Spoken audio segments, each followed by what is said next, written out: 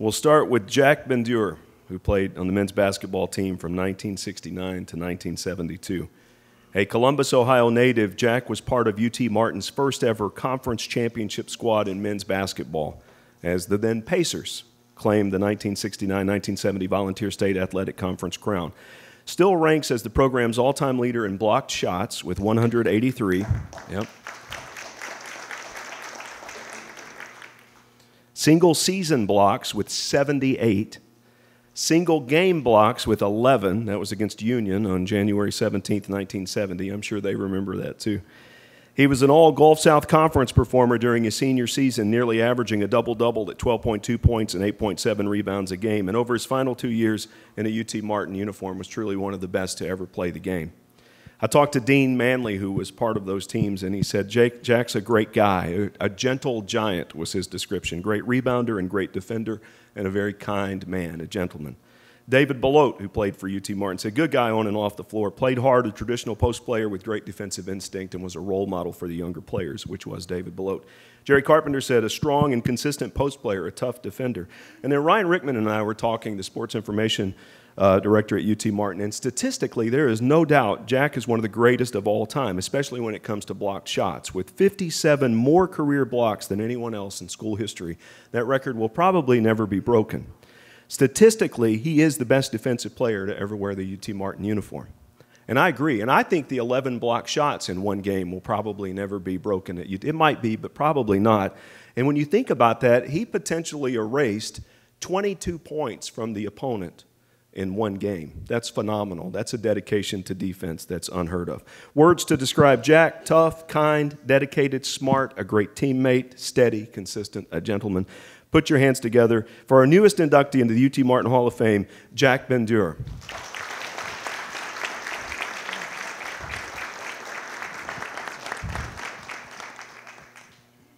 Who was that guy you talk about? I do appreciate those kind words.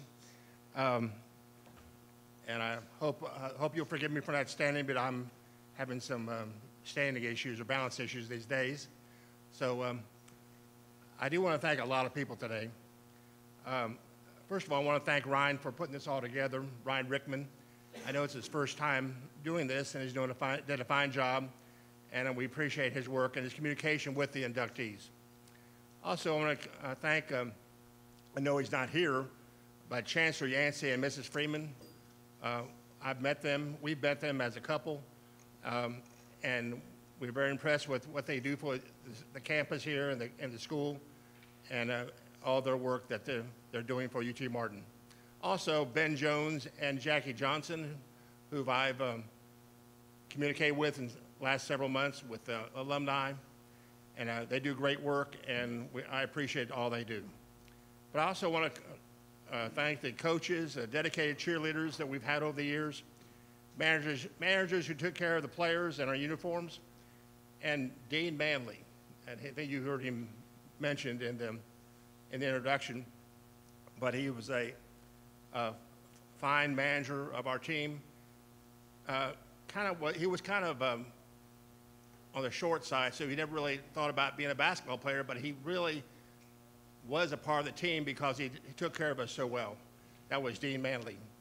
I do want to introduce my tables, and I want to ask them to stand up when I introduce them.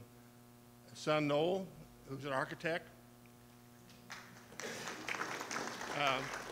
and his wife Jenny, who's a degreed accountant. Scott is a vice president, wealth manager. And Rachel, his wife, is an educator with multiple degrees.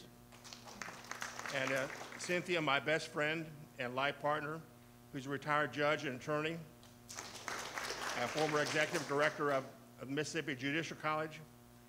And I have to introduce my grandkids, right? Stand up if, got Lillian in the back there, Crawford, Burns, Kinsley, and Tegan. Thank you. And special note also to Mike French and Rosemary Cawthon, who are good friends, and I appreciate all their help in getting this together for me. And what an honor it is to be inducted into the UT Martin Hall of Fame. And congratulations to my fellow inductees. Very, very good work and very, very worthy of this Hall of Fame award. You know something? I guess I wanted to be a college basketball player for as long as I can remember. Growing up, I read about or watched on TV many great players. Among them were people like Oscar Robertson, who was called the Big O. Jerry West, who recently passed away, he was called the Mr. Clutch. And Jerry Lucas, who was nicknamed Luke. They were all three-year All-Americans in college, all Olympic gold medal winners, and all respected the game and themselves. They were good role models for a young kid like myself. And what I learned from them is one thing is sports can be a metaphor for life. Good times and not so good times. When we persevere, we come out better on the other side. Also from them, I learned to be ready to provide the leadership needed when things are not going well. And basketball is a great game, but it's just one part of life. So very, very well learned lessons for a young child growing up with ambition to be a college basketball player. For me, it all started in elementary school where our 8th grade basketball team won the City Catholic School Championship under the leadership of my first real basketball coach, Jack Welch. Of note, our school did not have a gymnasium, so we had to borrow a gym from a nearby public school. So Coach Jack Welch, thank you very much. I spent a lot of time at the local parks trying to find a basketball game with guys older, taller, and who were better and stronger than me. My goal was to get better to play college basketball.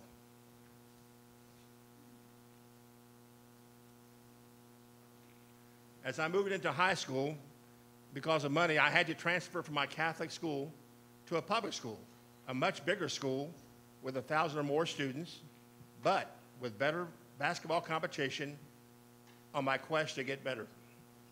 Since I transferred into the public high school, I was not eligible to play varsity basketball right away. However, I was eligible to play intramurals. And fortunately, I played on my homeroom team who won the school intramural basketball championship that year. In high school, I played in the Columbus, Ohio City League, where the competition was fierce and basketball was at a high level. Many players went pro from this league. You might recognize them. Ed Ratliff, Nicky Connor, Bo Lamar, Skip Young, Jim Clemens, among others. I love the challenge with the competition of playing among the best. By the way, I mentioned Jim Clemens, and you might recognize the name. He was an assistant coach on all those championship teams with the Chicago Bulls and Michael Jordan. He was the bald guy who sat next to Coach Phil Jackson on the bench. That was Jim Clemens. As I was looking for a college, I was blessed with several colleges who showed an interest. I had a small college in mind. For me, it may have sounded selfish, but I wanted to be someone special and not have basketball dominate my college experience, because I knew that basketball was just one part of life. In a recruiting conversation on the phone with Coach Burdett, I asked the question, would my diploma say a graduate from the University of Tennessee? And he said it would, and I was soon on my way to Martin, Tennessee. Ideal for me, a small college with a degree from a major university. I said, Coach Floyd Burdett, thank you. A little about my background. Without a strong father figure, I was raised primarily by my grandmother and mother, special women who gave me a spiritual foundation with a philosophy of only honest work will get you what you want. In essence, life is about giving more than you take. I lived in a neighborhood of European immigrants where a college education was seemingly a rare commodity, but hard work and ambition were plentiful. So Grandma Wickner, thank you. And Mom, thank you.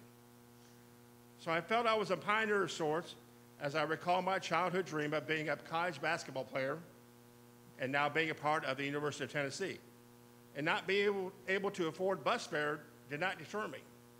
I set out on my 500-mile journey to UT Martin as a hitchhiker, Columbus, Ohio to Martin, Tennessee.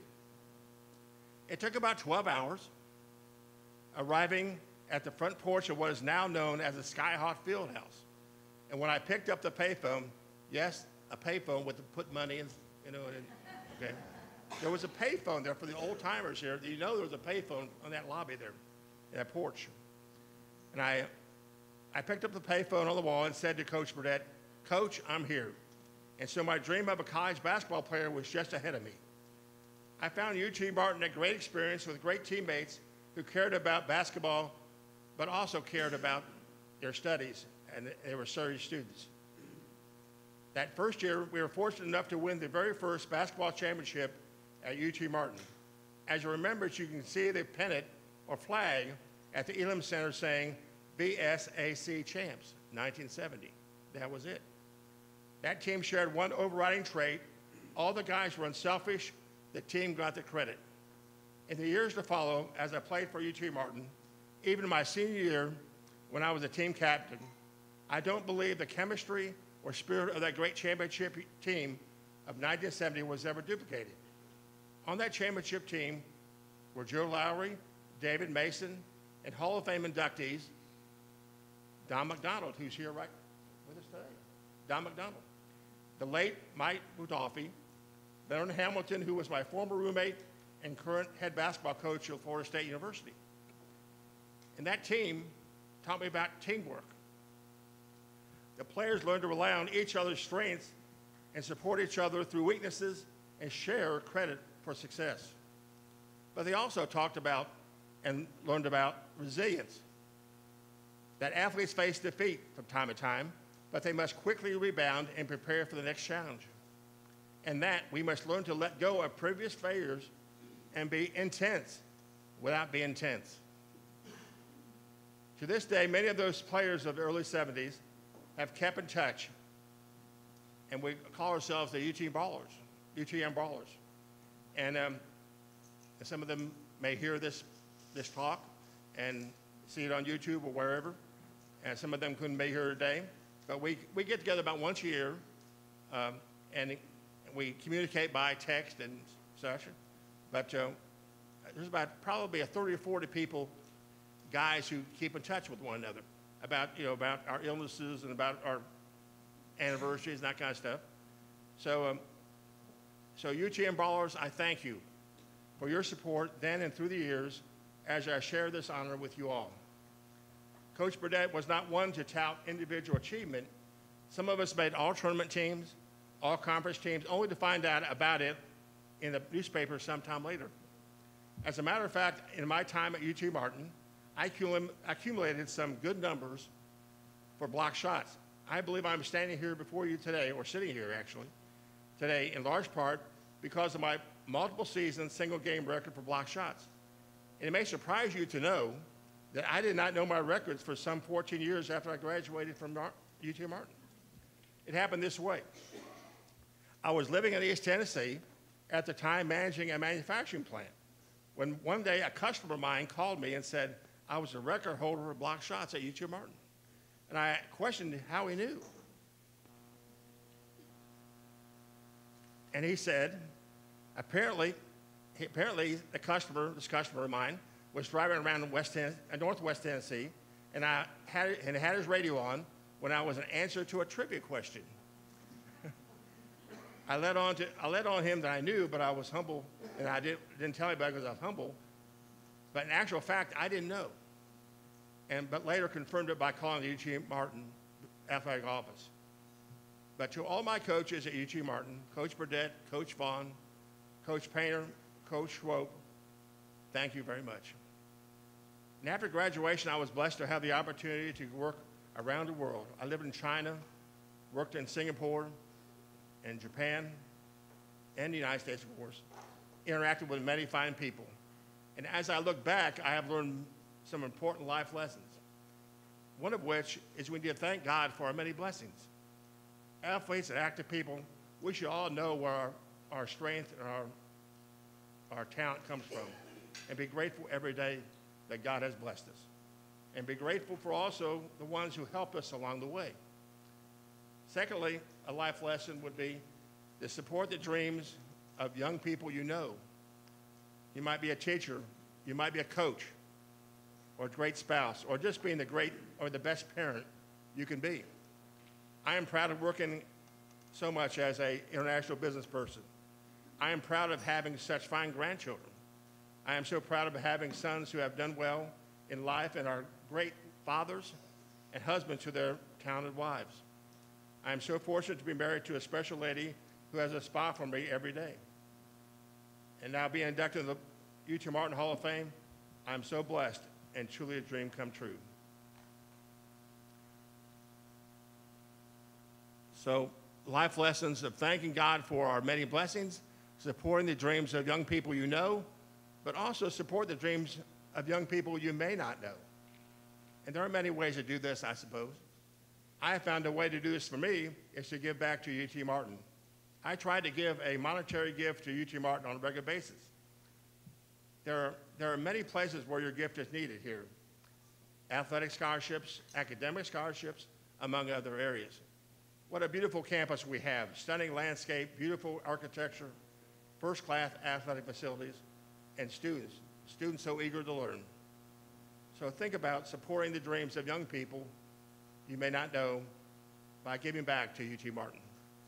In closing, this formerly tall, lanky kid sits before you, grateful to all the people who helped me along the way in realizing my dream of being a college basketball player and a proud college graduate, where my diploma says the University of Tennessee. All in a place where that dream is fulfilled at UT Martin. I thank you so much for this honor, and God bless you all.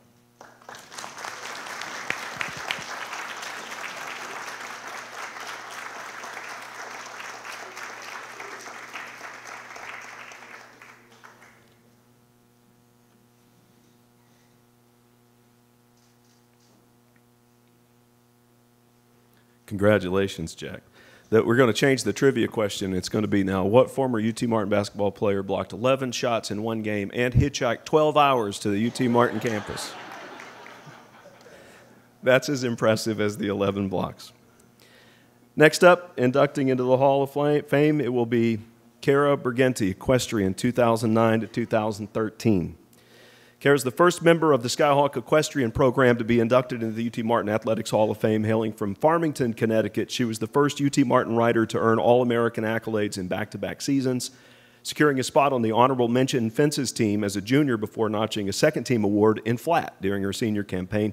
She racked up 43 career victories and a dozen MOPs in the jumping seat discipline in her Skyhawk career, shattering the program's single-season fences record for highest average score at 78.5.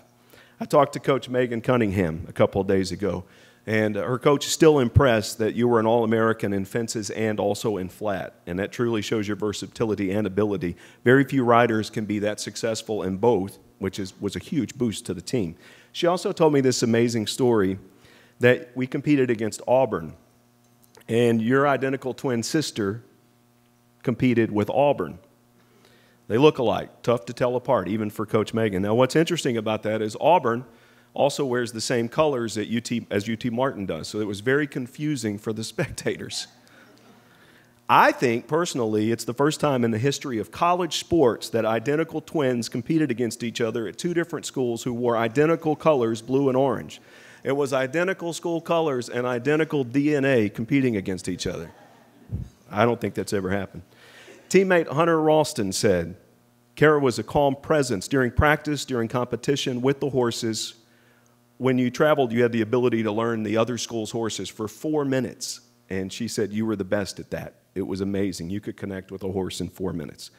Also talked about your mom, maybe UT Martin's greatest cheerleader ever. Teammate Caroline Kramer told the story that one of the things that Kara and Caroline liked to do was after practice, go to Sonic during happy hour. Who doesn't, right? Get a slush for half price. So one day after practice, you go to get that slush, and they're riding back, and they see a little dog in the ditch. Yeah, and took it home, and it became their roommate. So not only did you leave UT Martin with a degree, but a four-legged friend named Huck. That was a sweet story. I teared up on that too. Words to describe Kara: great teammate, athletic, dependable, hard worker, humble, genuine, loyal, caring for people and animals, wise beyond her years. Newest inductee into the UT Martin Hall of Fame. Put your hands together for Kara Bergenti.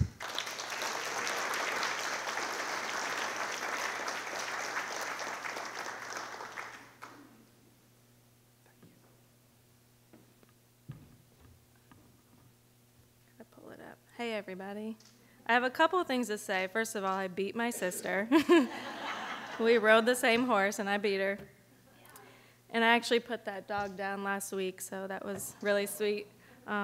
He was my best friend.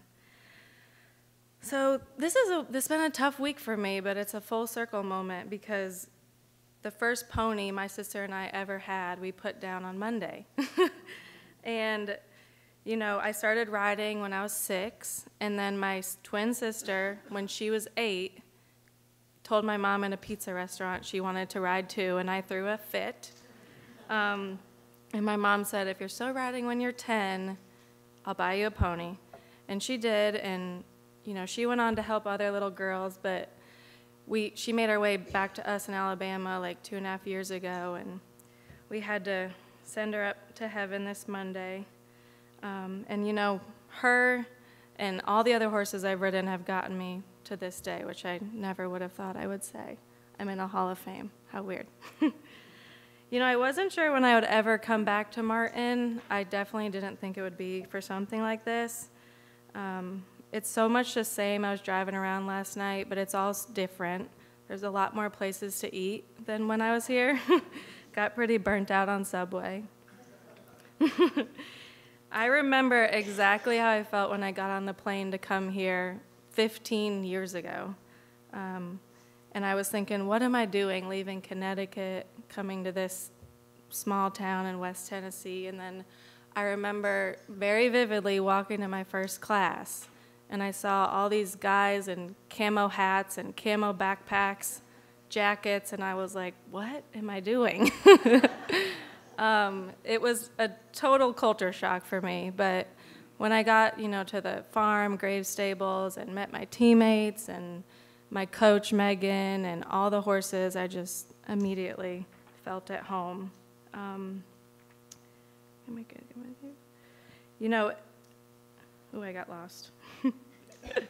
They say that college can be some of the best years of your life, and that was definitely true for me. And being part of the equestrian team was definitely a major contributor. You know, a lot of people aren't familiar with the equestrian sport. It's actually, as you grow up, it's an individual sport. You put your horse in the trailer and you bring him to different places to compete. But when you get to college, it's a team sport. So you're still, you know, we still traveled all over the country. We rode the other school's horses, but you're not just rooting for yourself, you know, you're rooting for your teammates too. So it was definitely a huge adjustment, but I'm so grateful for my teammates. You know, I would not be here without their support. You know, they just gave the best environment to be successful. Get lost. Like I said, I never would have thought that this was the reason I would come back here, and I'm completely humbled and honored to be inducted into the Hall of Fame. And I can't believe I'm the first equestrian member, and thank you guys for coming and supporting me. I know I will not be the last. Thank you.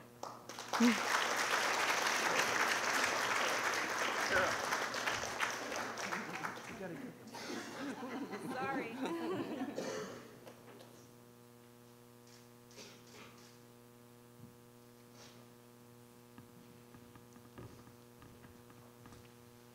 I had a camo suit, but I didn't wear it today. Next up, Tom Britt, broadcaster for UT Martin from 1981 to 2021.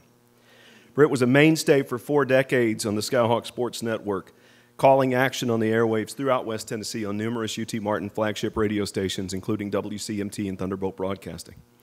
Serving as play-by-play announcer for over 1,000 Skyhawk games, the Beach Bluff, Tennessee native took over as the longest tenured NCAA Division I women's basketball play-by-play radio broadcaster in 2019. while ranking amongst the leaders in football play-by-play announcers in the country at the time. Included in the 52-year career in local media were 30 years as a news anchor and a producer at WBBJ-TV, an ABC-CBS affiliate based in Jackson, Tennessee.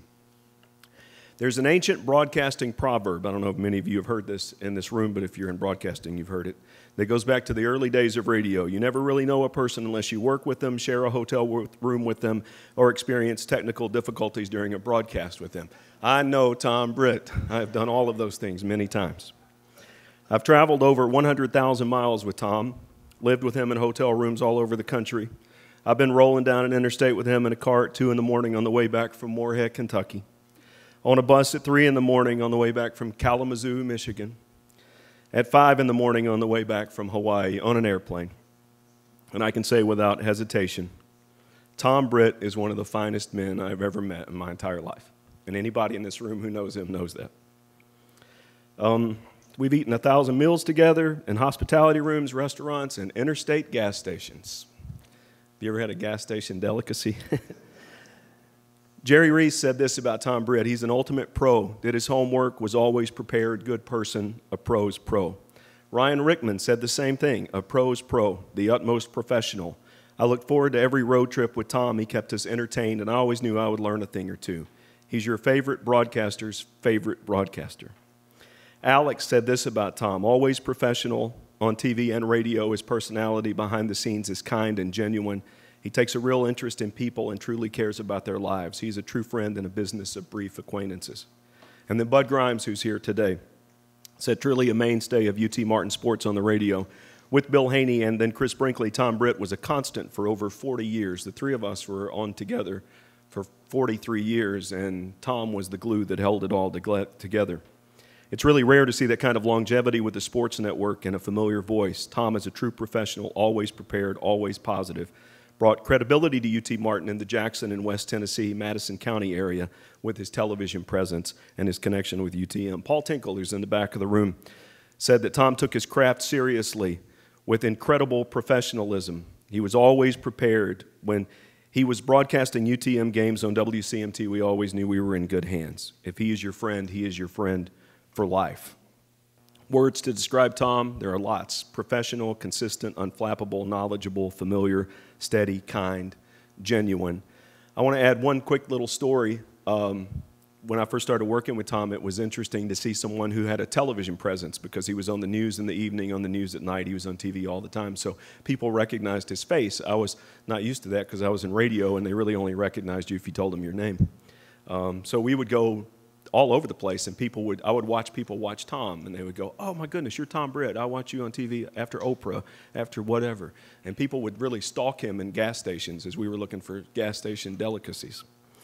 And so one day, I'm paying the cable bill. Tom's not there in Martin. If you ever went to the cable company in Martin, which is not here anymore, it was not a good place to go. They were very slow. That's probably why it's not here anymore. But we're paying the bill. And there was a line of people that were very unhappy, and the lady at the counter was not very happy either. And I finally got up to her, and I handed her my check to pay my bill. And she said, "Oh, my goodness, you're Chris Brinkley." And for the first time since I'd been in there, I actually smiled because I thought I was going to have a really nice conversation about me. And then she said, "You work with Tom Britt, don't you? I know you work with Tom Britt."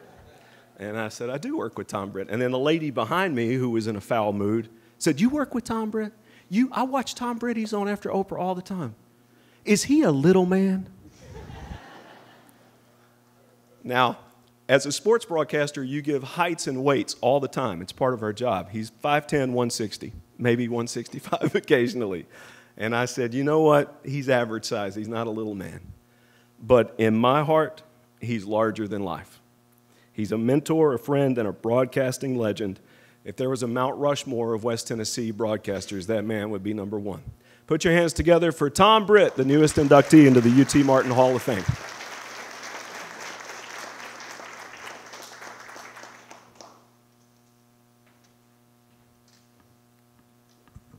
Thank you, Chris. I didn't know who he was talking about for a while there. We did travel a lot, that's for sure. And, at this level, you always travel a lot. And it's always good to get back and be at an event like this. And it's been a while since I've been to a Hall of Fame, and I've seen a lot of people that I haven't seen in a while, and Coach Tansel, I haven't seen her in a while, and Larry Shanks was here, and of course Jerry Reed. And I was introducing Jerry Reed at the Jackson-Madison County Sports Hall of Fame, and of course I was talking about him and things he had done and his accomplishments here at UT Martin, and about how many tackles he had. You know, he had only like a few more to have, you know, this huge number. And I got through, and Coach Shanks came up to him and he said, "Listen, Tom, he missed more tackles than he made." That would only come from Coach Shanks, I'm sure. Through love, though. Yeah, it's a lot of fun. Of course, former football coach Don McCleary in the hall. I knew him, of course, in high school. We played basketball together. He was a little older, not much. And, of course, he came out of that football, and he'd been playing football, and we played. And I will tell you, we were down low, and I was trying to block out, and Coach McCleary cleared me out, trust me, you know, in his football way. Then I see Mike Taylor, who played on the offensive line occasionally. Of course, you know, Mike's gone on to greater and bigger things. In fact, he's in politics now, you know, and he's like the chairman of the Madison County Commission, heads up the budget committee, and a job that I wouldn't want. Let me begin by saying congratulations to the others who are going into the hall along with me today. I'm honored to join you and the other great contributors who are already in the hall. Your accomplishments and those in the past and today's honor mirror your determination, your work, and your drive to be successful in life. Leonard, you know, I can close my eyes and I can see you down on that field directing UT Martin like no other. He was a great one, for sure. And I want to say congratulations to each of you for being here today and accepting this honor. I want to thank those who came this morning to share this special day with me. My daughter, Amy Hollowell, my granddaughter, Callie and Caroline, my fiancée, Sherry Thompson, my brother, Ron, and Mitch Carter, good friend of mine. He's the boat driver and a photographer, a legend, actually, with Moore Studio, and he used to have a studio here, and if you were in school here, he probably took your picture, I think. But he's here today. Thank you all for coming today and sharing this special day with me. I want to say that my UTM connection runs deep. It is more than sportscasting. My daughter, Amy, is a junior here. I'm sorry. My daughter, Amy, got a Master of Business here. My granddaughter, Callie, is a junior here at UTM with an art major, and she's doing well. I have to brag. She's been on the chancellor's list every time. So she's done well, had a great experience. And my younger granddaughter, Caroline, she is getting into athletics now. She is playing middle school volleyball, which I've been spending a little time with that and enjoying that. So I want to thank you both for coming and supporting me today. I want to say thanks to the University Nominating Committee who took time to choose me and select me. And there are many people who are more worthy of this than me, and I want to thank all those who helped me along the way, and I can't mention them all. They've all been instrumental in my life, helping and assisting and being encouraging to a country boy who grew up in the sticks. Jerry Reed, he and I were sharing stories a while ago about growing up and killing hogs. We would slaughter them, wouldn't we, Jerry? Hang them up, scrape them, do all that kind of thing, you know. Quite an experience. We both chopped and picked cotton by hand. I was the son of a sharecropper making my way up. My life reflects opportunities that came many times by chance, or as my grandmother would often say, by providence. It allowed me to do and experience so many things I never planned or imagined. My love from sports, especially baseball and basketball, was fueled by my dad and my brother Ron. We shared many afternoons during the summer and fall. We'd be playing baseball out there, you know, fielding, hitting, pitching, and catching, and using the side of our home as a backstop. We didn't have a backstop, so we just used the side of the home. And I will say there were some broken windows in the side of the house playing baseball there, and our mom would come out with baseball in hand after the ball ended up in a bedroom. I played baseball in the county youth leagues and basketball and baseball in junior high and high school, intending to become a coach.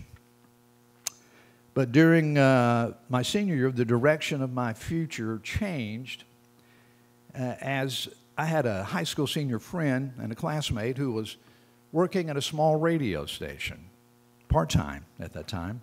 He invited me to hang out with him one Sunday and during the weekend, and I went down. And, of course, he's doing his show, and he put me in the production room. That's where commercials are cut and things are put together.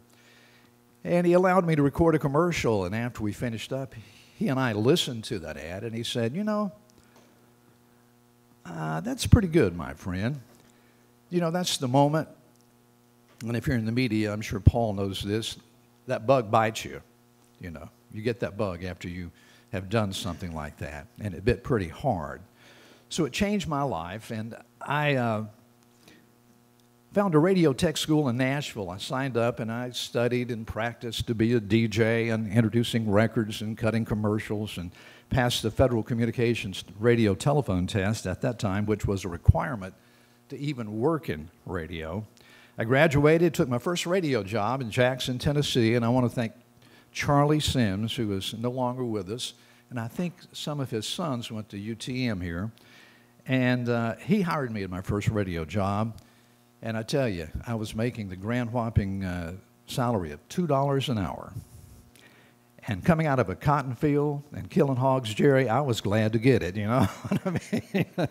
I really did.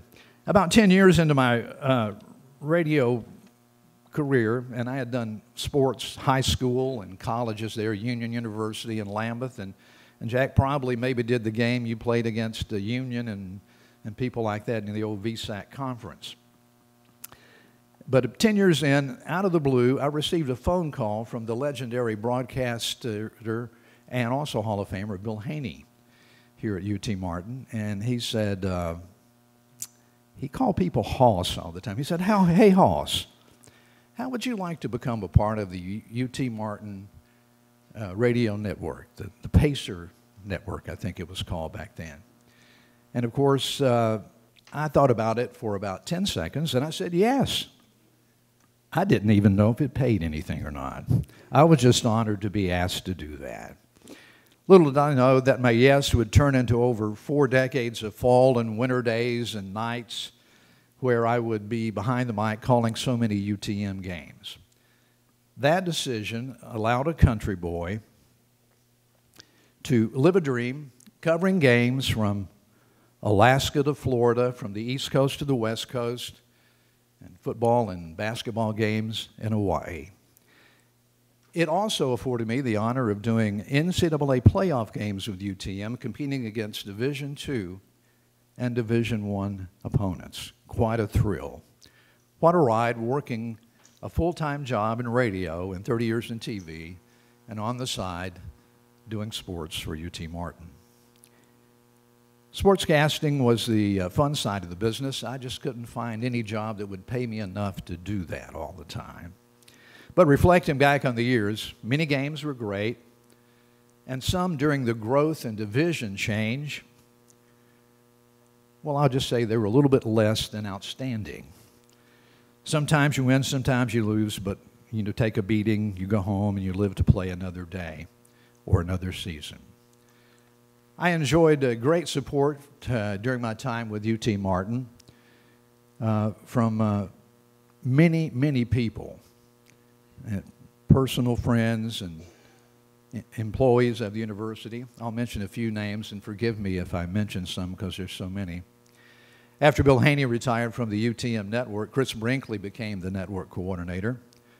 Thank you, Chris, for your help and for your friendship and your encouragement and helping me get from point A to point B when I was working my other kind of job and getting to where we needed to go. And I want to thank you, too, for helping me, especially during the tragedy in my family in 2005. Also, through the years in the athletic department, there were many assisting with stats and information that they feed to the broadcasters and to all those people covering the games and, of course, making the record that will go down in the record books. Names that come to mind, and I may leave some out again, so please forgive. Early in my tenure, there was like Tucker Davis and Lee Wilmot, and Joe LaFaro came along after Lee. And from the current sports information team, Ryan and Alex, you guys were always on your game and are still always on your game. Another person that was a constant is Trudy. Trudy, I want to thank you, and I want to thank all of you for being so important to me during my time with UTM. You know, when you ride thousands of miles and spend countless hours on the road and long days and seemingly endless nights in a car, you learn a lot of things about people, and you learn to love and appreciate them and perhaps look over some of their little idiosyncrasies and that sort of thing, and I'm sure they looked over mine too. Things that come to mind and still cause me to smile when I think about it and chuckle a bit about traveling with the broadcast crew are that Joe LaFaro, he did levitate one night while riding through Mississippi. The source of his levitation I'm not going to disclose, but he did. And Ryan could dress up wearing a wrestling mask and go to a UT Knoxville playoff game, get on TV. I mean, he came out of the hotel room like that. I didn't even know who it was. I thought it was handsome Jimmy Valiant or somebody like that.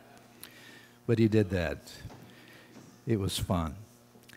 And then Ryan, of course, rooted for UT Knoxville during that playoff game. I discovered that Alex, on one particular trip on I-40, we were heading toward Nashville. We were across the river somewhere.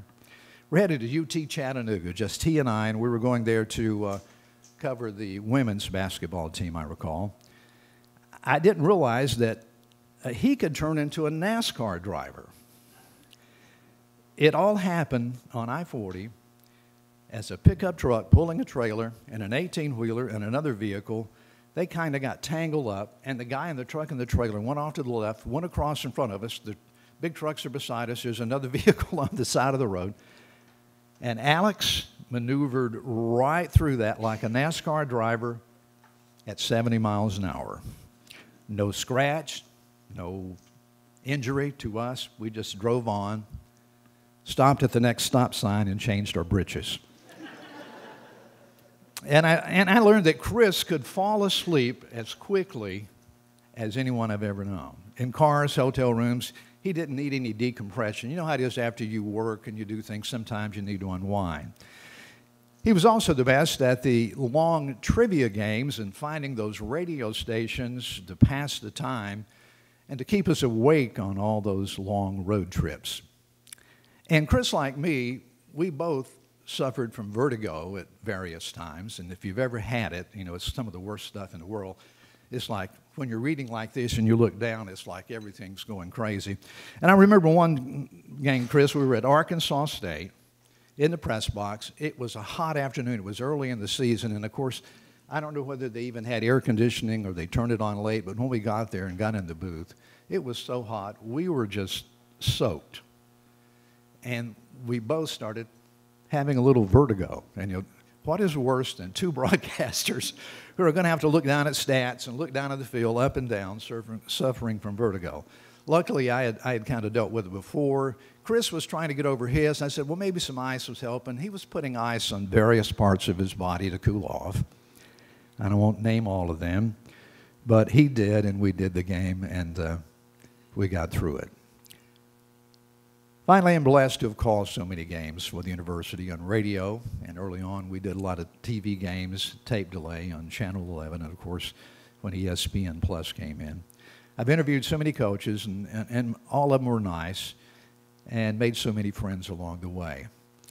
When thinking about what to say today and how to end comments after racing back through your life as a sportscaster for UTM, my mind went back to former athletic director and coach Ray Mears. Coach Mears gave me a copy of his book.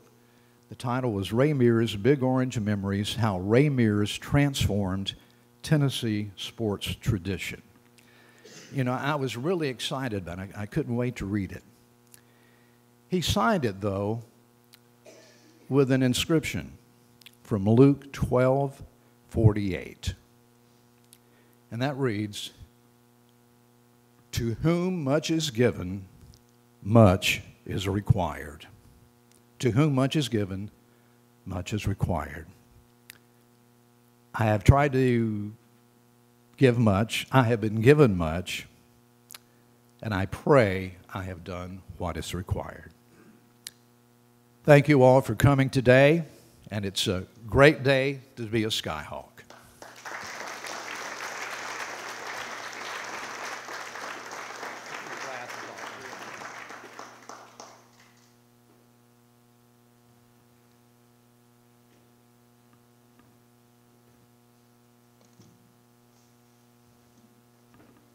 I'm glad you filtered some of those stories. No kidding. At one point, on the network, we went from 3-minute commercials to 4-minute commercials so I could take little naps during the game. Next up, Joe Gibbs. Joe Gibbs, football 2006-2009 championship team. Two-time All-Ohio Valley Conference honoree from brilliant Alabama. Gibbs logged 31 consecutive starts on the offensive line to close out his Skyhawk career. Did not allow a single sack in 23 starts over his final 2 seasons, including a senior campaign where he boasted All-American and All-OVC first-team status at right tackle. UT Martin went 20-11 in OVC play during his playing tenure, including the 2006 season where the Skyhawks won their first ever OVC title. His stellar career led to NFL opportunities with the St. Louis Rams and the Green Bay Packers. Talked with your former teammate and current UT Martin assistant coach Kevin Bannon, who called you a lumberjack.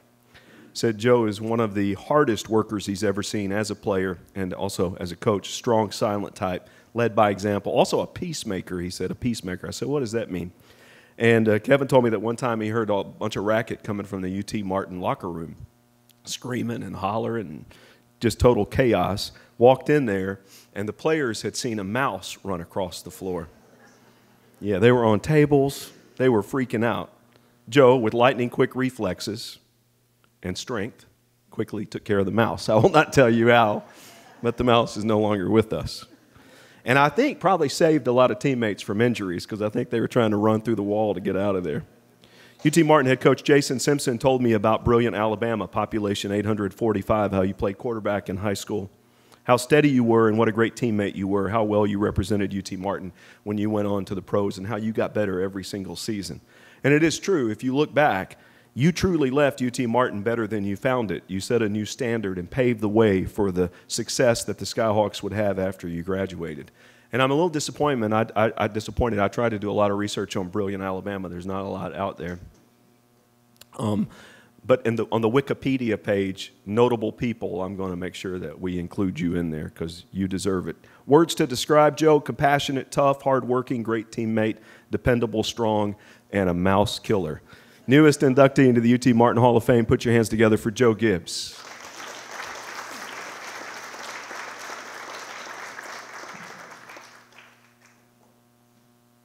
Is the mouse story true? Is that right? He forgot. That's how amazing he is.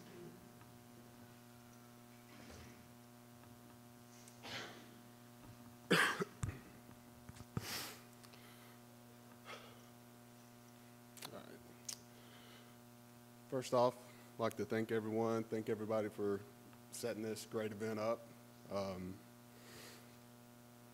I'm incredibly honored to be standing here today with this year's inductees to the University of Tennessee at Martin Sports Hall of Fame.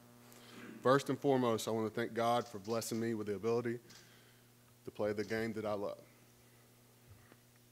I've been surrounded with so many people that have been a great support, that loved and pushed me along the way, and I wouldn't be here without them. I'm fortunate to have my mom with me today, my beautiful wife, Ashley, my 2 boys, Gray and Jack. Jack's out there running around somewhere. Y'all probably heard him a time or two. Sorry. My sister, Jill, and my brother-in-law, Jay. He's helping me out, chase Jack around. My niece, Zoe, my nephew, Maverick. I also have a teammate of mine, Darren Pfizer, and his fiance, Megan. We came into Martin together, and I consider him a brother. And thank you for being here. Thank everybody for being here. I have a lot of teammates, family members, guys that have messaged and called that couldn't make it. I appreciate all the love and support.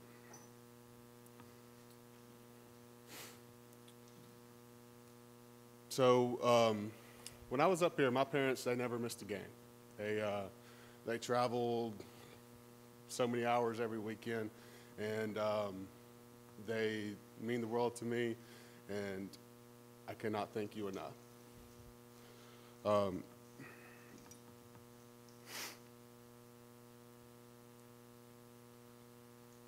They push me to be my best every single day. You know, my dad was my high school coach, and instilled in me hard work, dedication, pushed myself to be my best. And I know, you know, although he's not with us today, he is smiling, looking down, proud of this moment. And I hope that I can be that role model for my boys that both of my parents have been for me.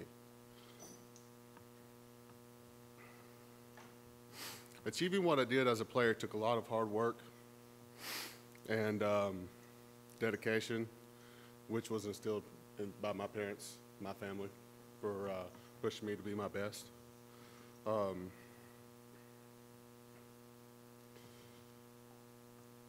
And I cannot thank everyone enough for that. You know, thinking about memories of Martin, Tennessee, and there's so many. I could stand up here and talk for a while, and trust me, don't want to do that. Wasn't really looking forward to this part of it. I'm sorry I'm getting a little choked up here, but it brought back some memories of a drive-in January night about 18 years ago. We weren't really sure if we were going to make the recruiting trip. We had a high school basketball game. Got beat out of the county tournament on a Friday night, and last minute, Mom and Dad, myself, we decided to load up and come up to Martin, Tennessee. You know, wasn't really sure, you know, didn't know a whole lot about Martin. And loved the visit after talking with Coach Simpson and found out they were going to offer me. And, you know, at the time I didn't really have any offers, not a whole lot of people interested. I remember the drive back and talking with my dad. He was reminding me, like, hey, this is a really big deal. This is great, you know. And at the time, I still really didn't know what I was getting myself into, but I'm so glad that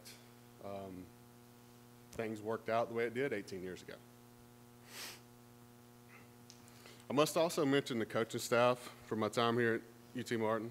I'm so grateful for Coach Simpson that he took a chance on me and brought me in. Although I did not play high school quarterback. It was tight end in high school. We were talking about that on the way in, and he was like, "Did you tell me you played quarterback?" I was like, "No, Coach, that wasn't me." But I'm so grateful for him for bringing me in and taking a chance on me. So many other coaches that have meant a lot to me and that pushed me to be a better version of myself, not just on the field, but in life. I'd also want to thank Barton Athletic Trainers for keeping me healthy and ready to play each week. I was in there getting treatment a lot, and Bart, great guy and great friend of mine, and really appreciate everything that he's done for me. This place, this community here in West Tennessee really holds a special place in my heart because of all the incredible people that I have met. So many that I'm afraid to start mentioning a whole lot because I'm afraid I'm going to leave some out. There's not enough words to express my gratitude for my brothers that I went to war with Saturdays at Hardy Graham Stadium.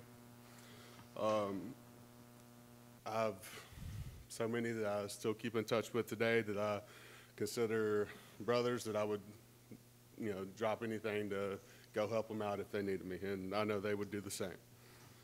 A few years ago, a good friend said something about football that stuck with me. He had heard it somewhere else, not really sure where it came from, but he had told me, if it weren't for the life lessons, this game would be foolish to play. That, if you think about it, that's really true. But there's so much that this game has taught me. The only thing that I would add to that would be the people that you meet and the memories you make. This game has taught me so much about life and shaped me into the man I am today. It has taken me places I'd never imagined, introduced me to people that I never would have met if it wasn't for UT Martin taking a chance on me 18 years ago. Once again, I'm incredibly honored to be up here today and joining the UT Martin Hall of Fame. Thank you all, and go Scots.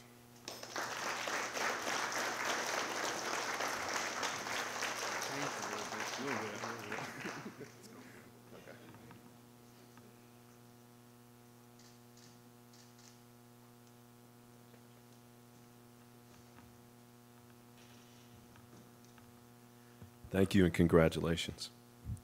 Next up, Hunter Richardson played golf at UT Martin from 2014 to 2018.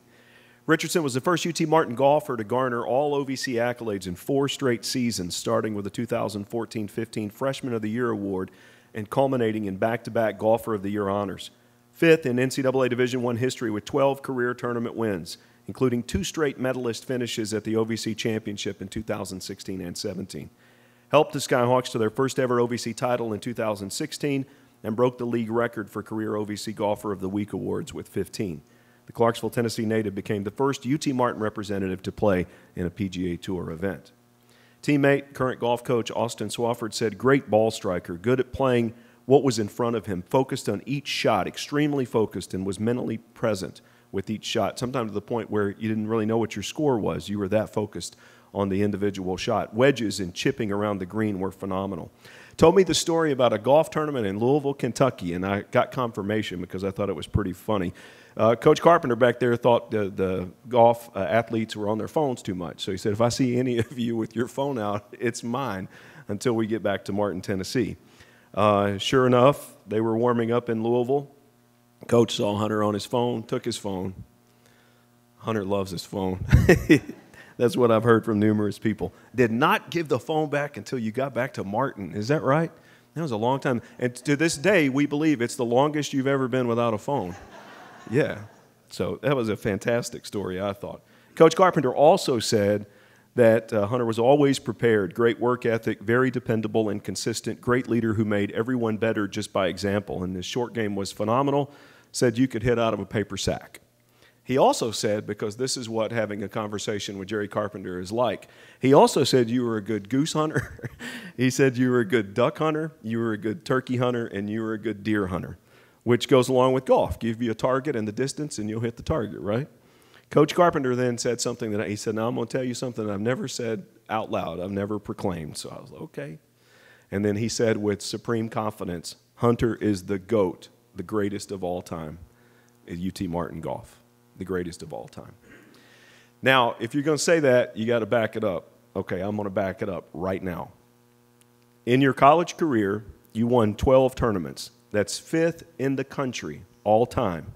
That's ahead of Tiger Woods, who won 11. Tiger Woods is behind you in the rankings.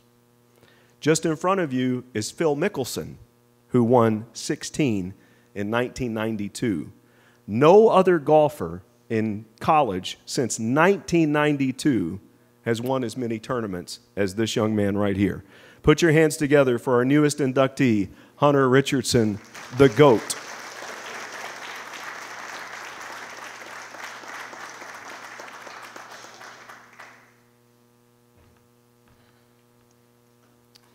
Coach, I'm still mad about that, for taking my phone. Good morning. It is an honor to be standing here today.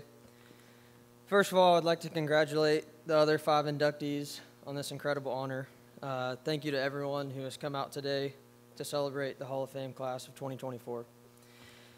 I should start by saying I have a lot of people to thank for this accomplishment, but first I would like to tell a couple stories from my time here at Martin.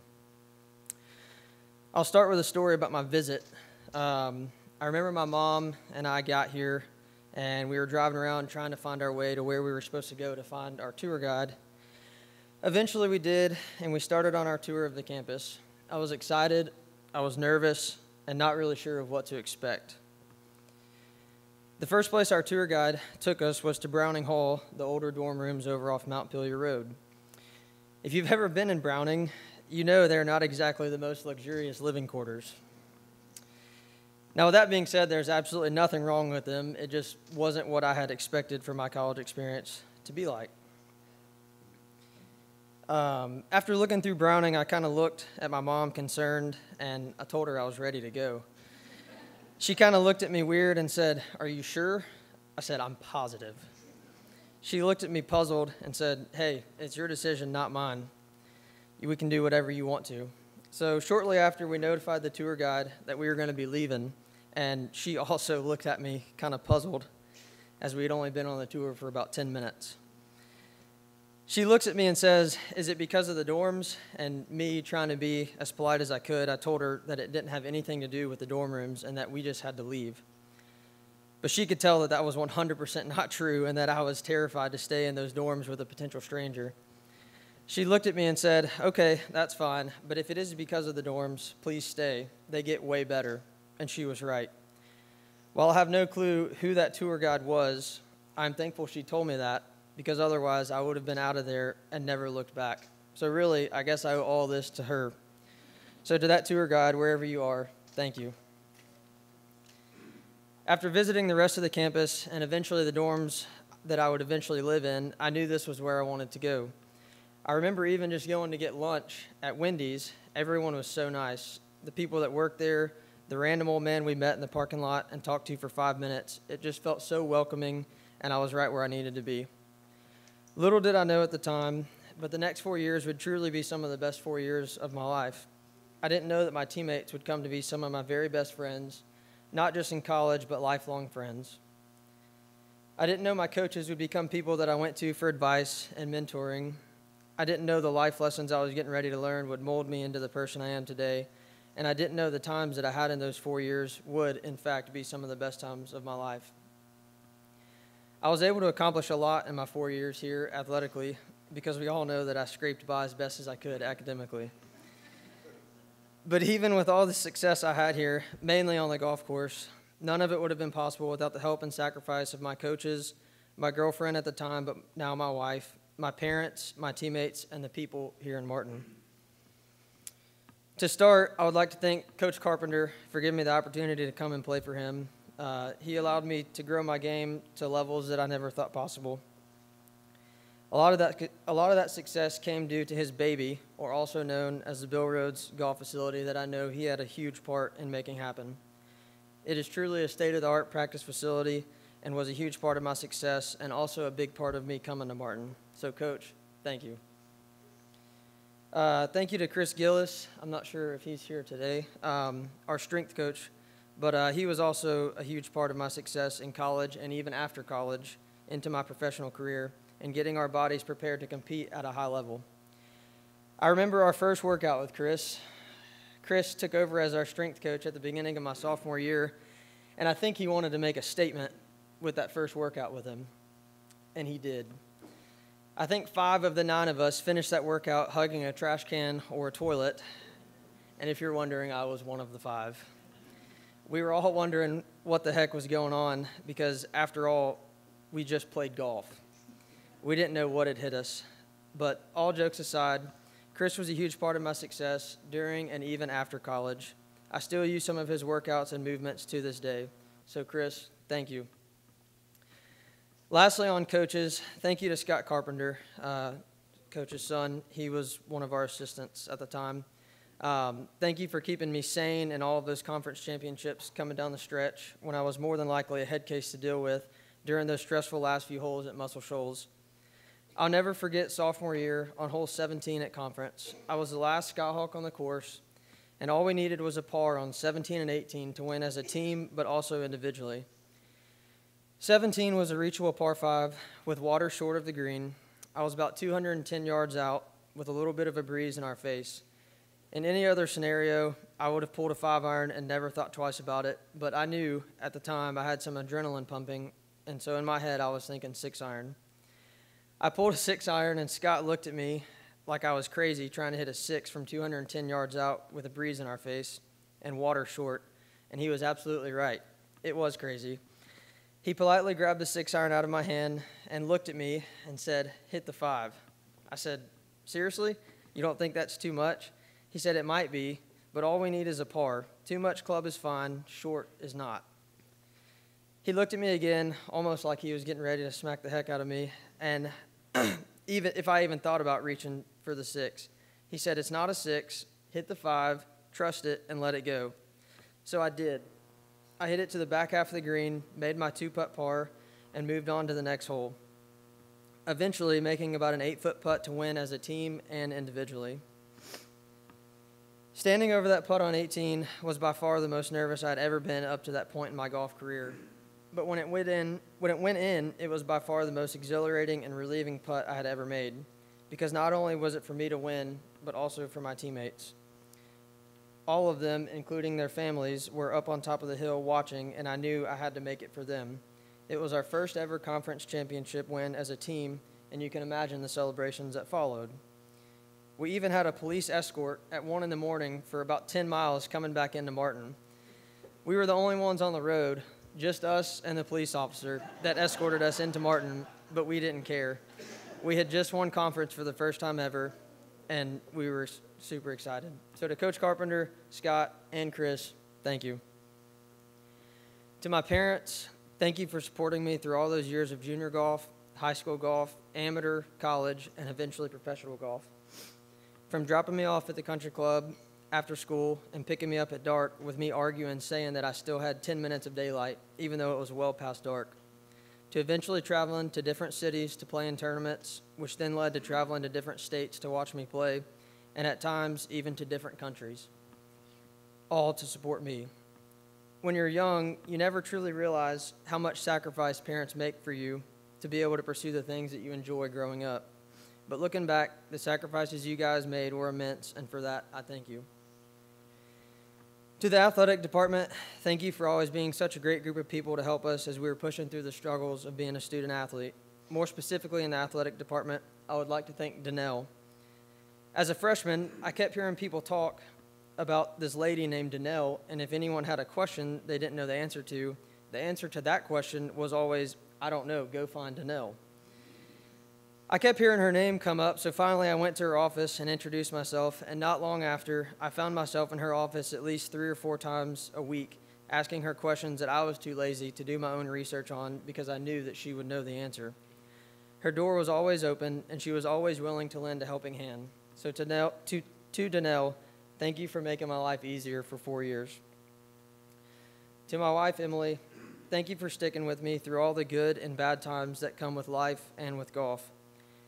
I'm sorry for all the times I wouldn't talk to you for hours after a bad round because I didn't want to talk to anyone, but you always handled it so well. Thank you for dealing with me after those rounds and basically telling me to get my head out of my butt and that it's just golf. You have no idea how much I needed to hear that, whether I wanted to or not. Thank you for being one of my biggest encouragers and cheerleaders, whether it be in faith, on the golf course, at work, or whatever hunting trip I have planned that I forgot to tell you about. Thank you for always pushing me to be the best person I can be and always supporting me in whatever endeavor I have chosen. I love you. Lastly, but most importantly, I would like to thank God for giving me the ability to play golf and compete at a high level. I would oftentimes find myself praying on first tee boxes, walking down the fairways, and sometimes before big putts, like the 8-footer I mentioned at conference. It was always an outlet for me, and it was how I put things into perspective and could just let it go. I know I'm forgetting some, but I want to thank everyone for coming out on this special day. It is an incredible honor to have my name alongside some of UT Martin's greatest athletes, and I could not be more grateful. Once again, thank you to everyone that came out today to celebrate such a special honor with all of us. It is such a special day and a great honor to be inducted into the UTM Athletic Hall of Fame. This will be a day that I never forget. Go Skyhawks.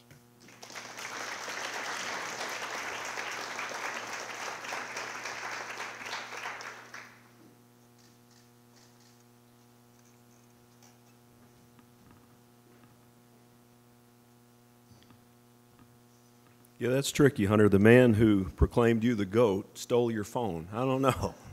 Maybe you're even now. Next up, Leonard Williams, who played football for UT Martin 1990 to 1991. Hailing from New Orleans, Louisiana, Williams was a dynamic quarterback in the program's final 2 seasons at the NCAA Division II level. He rewrote the UT Martin record book, leaving the program ranking first in career touchdown passes with 40, second in career passing yards with 4,518, second in career total offense, 4,850 yards, second in career 300-yard passing games with 4, and third in career pass completions at 305. As a senior, he passed for a then school record 24 touchdowns while throwing for 2,554 yards, then the second highest mark in school history. Had a chance to visit with your coach, Jerry Reese, who saw you at a junior college all-star game while recruiting Oscar Bunch and Robert Thomas, and you could just hear his energy change when he started talking about this quarterback he saw who could throw the ball as good as anybody he had ever seen.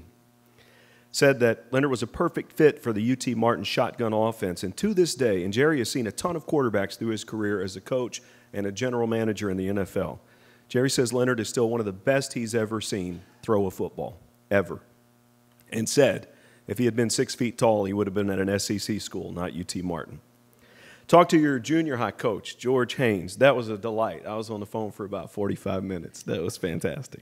It took me a couple minutes to get used to the accent. Said that you were a great baseball player, along with being a football player.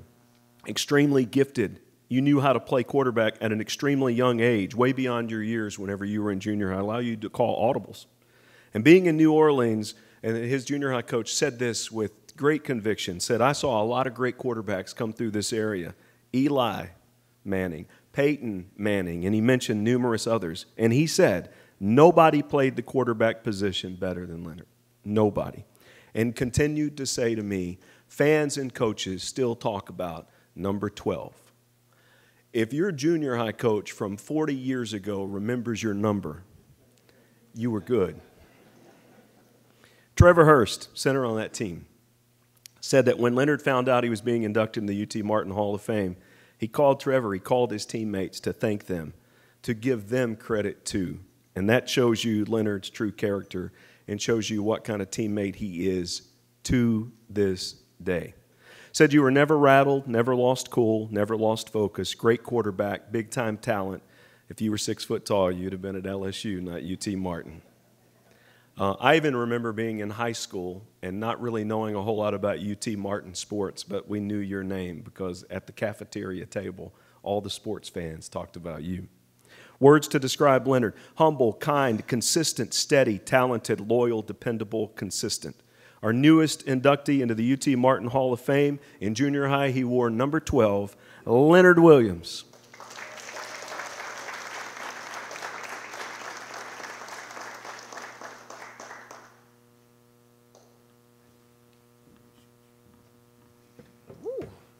How y'all doing? Good afternoon.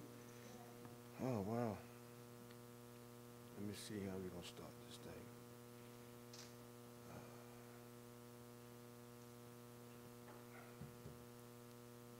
What an honor and a privilege to be here with you guys today, to be inducted into UTM Hall of Fame. Congratulations to all the other inductees today. I'm proud to stand alongside you all. I'm kind of nervous, but I'm going to get through this, y'all. I'm proud to stand alongside you all, and it's been great to learn and hear about your stories and accomplishments.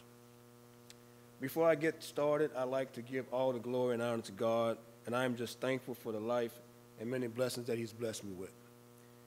So, okay, now that I got that out the way, I just want to, when they told me that I had 8 minutes, first I was told 5 minutes by Tyra, and then I talked with Ryan, he told me I had 8 minutes.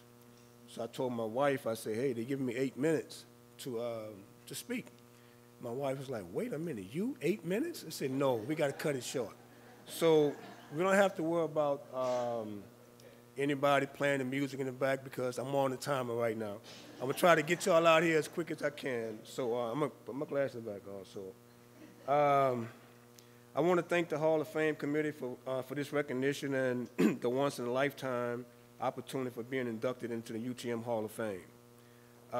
Also, I want to tell a story, rather. When I almost didn't finish at UT Martin.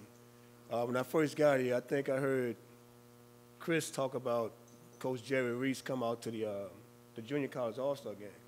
When he told me that I was going to be the starter, just get up there, I'll be the starter. So lo and behold, January of 1990, I think it was, I get to the university. All we were doing was basically just lifting weights and conditioning. So by the time we got to spring training, I walked in the individual runs, quarterbacks, what have you. So everybody was starting on the team. Oscar, God bless Oscar, he was inducted last year, and he's no longer with us. I played with him 4 years from junior college to Martin here, so he was inducted last year. However, when I got into Coach McCleary's office, the quarterback office, now I've seen 7 names on the depth chart. I was number 6. And I was like, whoa. I said, this can't be happening. So I never forget, Todd Pope is here today. I came back to the dormitory. I said, man, I'm not coming here. I said, because Coach Reese told me I was going to be the starter. So I was like, whoa, this can't happen. So however, Todd Pope said, man, Leonard, just be cool. You're going to be the starter. I'm like, how you know, Todd? He told me I was going to be the starter. But lo and behold, that was the first time I ever faced adversity. And I kind of had a chip on my shoulder about it. But I didn't let that bother me. But after the spring season, I became the starter. But thank you, Coach Reese, for putting that fire under me and telling me those tales you told me. But however, also thinking about, I see Coach Shanks is here. Coach Shanks was a defensive coach, and he basically, when I first got to Martin, the defense, the Ohio Valley, what they called it, the defense was something I've never seen. So I had to do a lot more studying and watching video or what have you. So I actually, Coach Shanks would put some different defenses in, and I wouldn't even know what it's called. And I would have to talk with him and Coach Reese about it. So I had to learn more about it because I knew I was going to be facing these types of defense. But lo and behold, after I learned more and more about it, I think Coach Shanks probably wasn't as happy with me as he was before, however. I started getting it down. So thank you, Coach Shanks, for that. One more thing, sorry. My first game at Martin, it was something anticipated, but at the same time, Coach McCleary never, ever once yelled at me or said I did anything wrong. In the first play, I went out there and I threw an interception. And the first thing happened was come off the sideline, and I see Coach McCleary just red-eyed. He's fired up. I'm thinking maybe he's looking above me, around me, at the referee to say it was a what am I trying to say? Pass interference. But and I said, yeah, Coach, Coach about to get that fool. So as soon as I get close to the sideline, Coach grabs my face mask like, hey, what was that? What are you doing? You called the wrong play. You threw an interception. I'm like, that fool was me. So however, so I'm like, okay, well, cool. So I never forget Leon Reed. He's a Hall of Fame also. He was a student coach. He came to me and said, Leonard, you okay? He said, you just one play.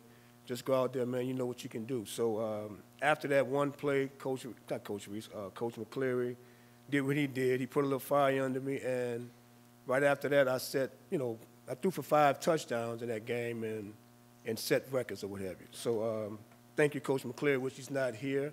I'll be ever grateful for Coach McCleary and Coach Reese for allowing Coach Reese to come find me in Mississippi, which all these years I thought he originally came to recruit me. But I just found out he came to recruit Oscar and Rob. So we have to have a conversation about that. I want also, let me see here, my teammates. I have a few teammates here. And just like what you read about Trevor, I think that as a quarterback, as playing the position and coaching the position, I always felt like the big guys never got their just due.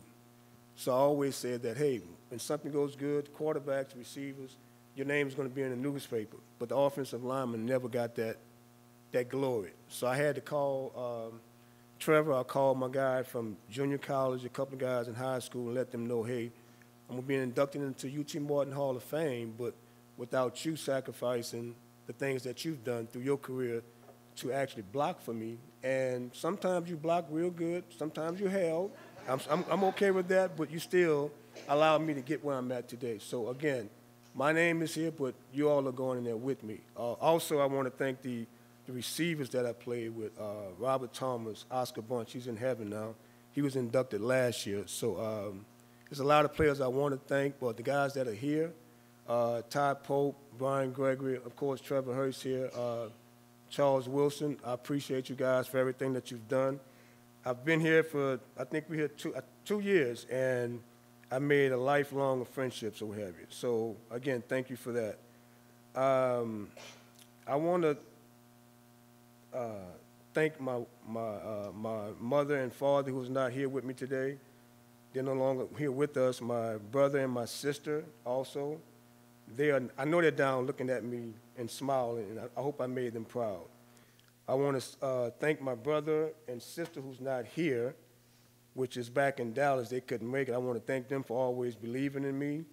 For my family that is here, my sister, Crystal, and her husband, I want to thank you guys for making the trip. And trust me, it was a trip, you know, to drive all that way from New Orleans in the rain and everything, coming from a storm, coming back into a storm. So I thank you. Sean Mack is my guy from way back. You know, he's a good friend of mine, and he literally, when he found out about it, he wouldn't miss it for the world. So I thank you, man, and I appreciate everything that you've done to get here. My son, my grandson, my niece, my son, man, I'm so honored to be acknowledged in front of you. I hope I made you proud. And my grandson would always ask me, so Papa, when are we going to Tennessee to your football game? I'm like, what football? I forgot. So I said, no, football game. He said, you know, the Hall of Fame. So I had to explain to him what was the Hall of Fame. Now, he plays soccer, all the sports. So I said, explain it the best way I can. It's more like, if you're one of the best players on your team and everybody thanks the world, MVP, most valuable player, or what have you. So in other words, I was trying to explain to him that you're one of the best that ever played at whatever playground, whatever high school, college, or what have you, and he kind of understood. He actually did an interview with me last night, which surprised me. And I mean, that's coming out later on, but he did an interview with me last night about the Hall of Fame. I want to thank my niece, Chloe's here right now. Again, she came with her sister, with her mom and my brother-in-law. I didn't expect them to come, but it was a big surprise, so I'm glad for them. My beautiful wife, and I'm not sure where I'm at with time, but I think I got about 2 more minutes, so I want to thank her for being here, being my backbone. I never forget, and she probably want me to tell this story. We were in junior high, and I wrote a letter of what I was going to do in the next 10 years. And I think one of them happened. I said, 10 years from now, I was going to marry my high school sweetheart, which I did. It wasn't 10 years, it was 11. I'm off one. And I was going to be in the NFL, which, again, the NFL never happened. But, again, she's been there for me since day one. I appreciate you, and I love you all for making it. I want to thank everybody else that's here. And, again, all the inductees for this year's Hall of Fame. Tom Britt, congratulations, my man. I never forget. I still watch video that I have from the old tapes and still hear your voice calling my name, and I appreciate it. Congratulate you, too. Again, this is the last thing I'm going to say. I promise I'm gone. Trevor, I was looking at my man, Joe Gibbs. Man, you a biggin'. You were big. I wish we had some bodies like Trevor when he was coming out. I mean, man, I looked at him, and my son just looked at me and said, Dad. I said, I wish I would have played with somebody like that, but, man. That's why I'm here, though, Trevor. Thank you, man. I appreciate that. But, again, Coach Reese and Coach McCleary, man, again, I can't tell you how much what you guys mean to me for taking a chance on someone like myself. Nobody else gave me a chance to go to the next level. And he didn't say this, but the first play of the All-Star game, I got hurt. And I just knew I wasn't going to be here.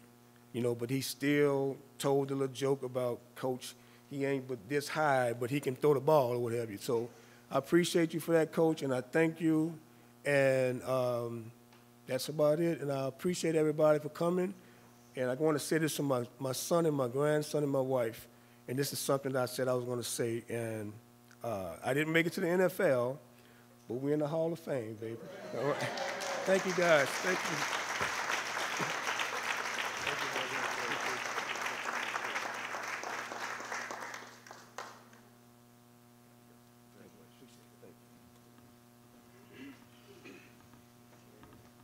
you, Leonard.